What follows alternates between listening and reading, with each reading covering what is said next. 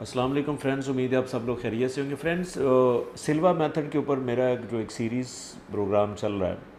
उसके ऊपर मैं आज आपको एक टेक्निक शेयर करने जा रहा हूँ जिससे आप कोई भी आपकी कन्फ्यूजन है, कोई डिसीजन आपसे नहीं हो रहा, कोई कॉन्फ्लिक्ट रिजॉल्व नहीं हो रहा किसी भी एरिया में, करियर के हवाले से, रिलेशनशिप के हवाले से, तो आप इस टेक्निक को यूज़ कर सकते हैं। बड़ी सिंपल टेक्निक है जिसको हम ड्रीम प्रोग्रामिंग कहते हैं। यानी कि अगर आप देखें, आपने थोड़ा बहुत कहीं सुना होगा कि कुछ ड्रीम्स जो हैं वो फ्यूचरिस्टिक ड्रीम जो होते हैं, जो आपको एक प्रिडिक्शन देते हैं।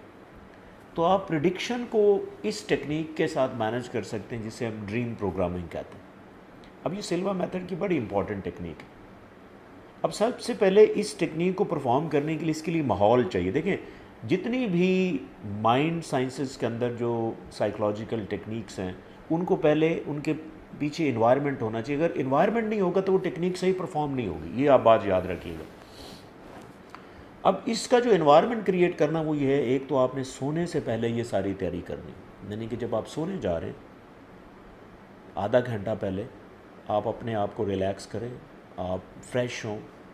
ये बहुत ज़रूरी है कि आपका फ्रेश होना बहुत ज़रूरी है। आपको नींद आने वाली हो आधे घंटे के बाद, और आप रिलैक्स हो के एक पुरसकून जगह पे बैठें। आपका वो बेडरूम हो सकता है, वहाँ पे बैठें और थोड़ी सी आंखें बंद करें। आंखें बंद करने के बाद आप अपने प्रॉब्लम के ऊपर ज़्यादा से ज़्यादा फोकस करें। आपका प्रॉब्लम है क्या, उसको जितना आप एम्पलीफाई कर सकते हैं करें, क्योंकि आप जितना अपने प्रॉब्लम को सबकॉन्शियस माइंड में लेके जाएंगे तो सबकॉन्शियस माइंड, जब आपको ड्रीम आएगा तो सबकॉन्शियस माइंड में वही चीज़ एक्टिव होगी और आपका सबकॉन्शियस माइंड उसके ऊपर सोल्यूशन देगा। अब सोल्यूशन वो कैसे देगा? आपने उस प्रॉब्लम को एम्पलीफाई करने के बाद अपने आप में एक इंटेंशन भी पैदा करनी है कि ड्यूरिंग स्लीप मुझे इस प्रॉब्लम के ऊपर सबकॉन्शियस माइंड एक सोल्यूशन दे, इसका हल निकले।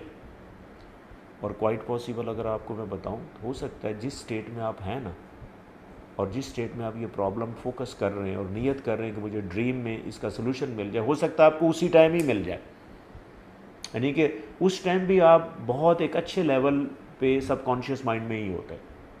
हो सकता है आपको उसी टाइम भी प्रॉब्लम का सोल्यूशन मिल जाए। लेकिन ज़ाहिर है ये एक ड्रीम प्रोग्रामिंग टेक्निक है, तो आपने क्या करना है कि आपने ये नियत भी कर लेनी है उस प्रॉब्लम को बार बार, यानी कि आपने एलिसिट करना है ताकि ड्रीम के दौरान वही प्रॉब्लम सबकॉन्शियस माइंड के सामने आए और सबकॉन्शियस माइंड उसी के मुकाबले में एक सोल्यूशन दे। देखें, एक बात और मेरी याद रखिएगा कि सबकॉन्शियस माइंड कभी आपको नेगेटिव साइड पे नहीं लेके जाता, आपको प्रोटेक्ट करता है।